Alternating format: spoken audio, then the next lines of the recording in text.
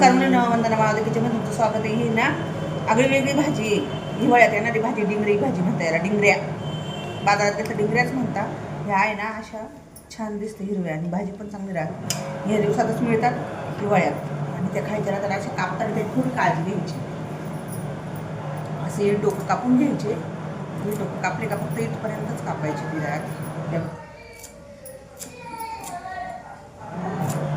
हा पुढचा भाग अजिबात घ्यायचा नाही. हा पुढचा भाग आहे ना त्याचा पोकळा असतो, अजिबात घ्यायचा नाही. हा भाग फक्त इथपर्यंतच रिंगणी कापायची.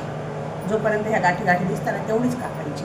पुढचं हे पोकळ भाग आहे ना, हा पुढचा अजिबात नाही घ्यायचा. तो वातर होतो आणि शिजत पण नाही. त्याची आता छान भाजी दाखवते मी तुम्हाला. टिफिनसाठी पण छान राहते. सुक्की तोंडी लावायला केली तर चालते वरणाबरोबर. आणि अशा ताज्या आणायच्या, आजच करायच्या त्या. आज आणून उद्या करू, फ्रीजमध्ये ठेवू असं नाही चालत. ह्या साईडच्या कापायच्या. कापून घेतल्या, अशा पाण्यात टाकल्या थोड्या 5 मिनटं.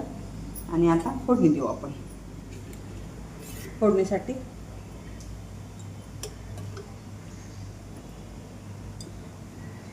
दीड उभी तेल किंवा 2 उभी टाकले तरी चालेल. जिरे, फक्त जिरेच फोडून द्यायची, मोहरीची नाही द्यायची.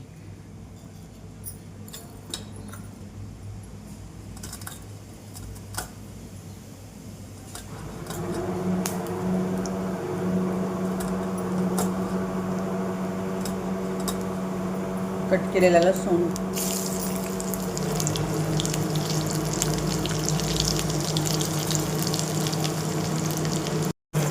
लसूण असं लालसर झाला का लगेच भाजी टाकून द्यायची त्याच्यामध्ये.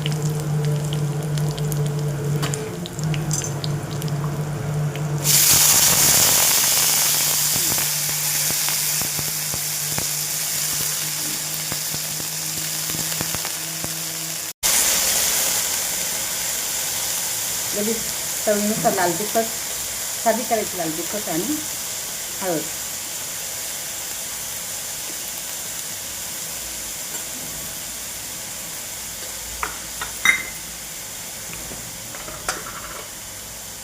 चवीनुसार मीठ.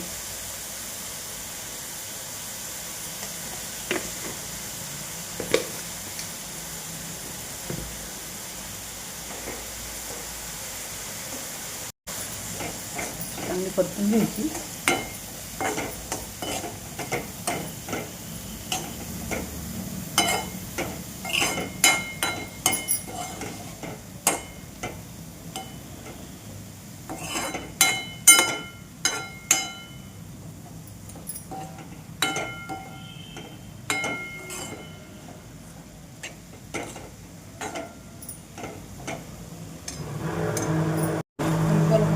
अशी वाफत ठेवून द्यायची. वाफेला झाकण ठेवायचं.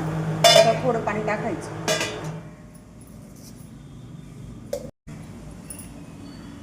अशी मिडियम गॅसवर शिजू द्यायची. एक वाफ घ्यायची आधी, नंतर शेंगदाणे टाकायची. आता ही एक वाफ झाली आपली.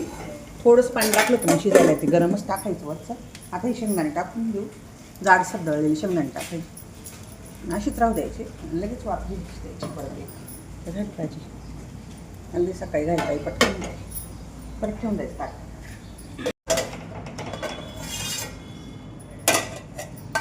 बघा किती छान झाली बघा भाजी. एकदम सुंदर छान. जाडसर शेंगदाणे टाकायची. एकदम बारीक कधीच नाही टाकायचा फक्त. एकदम छान दिसते. अशी भाजी माझी टिफिनसाठी पण करू शकता तुम्ही. माझ्या पद्धतीने करून बघा. डिंगरी भाजी लाईक करा, शेअर करा. आवडेलच तुम्हाला. नक्की करून बघा. सबस्क्राईब पण करा.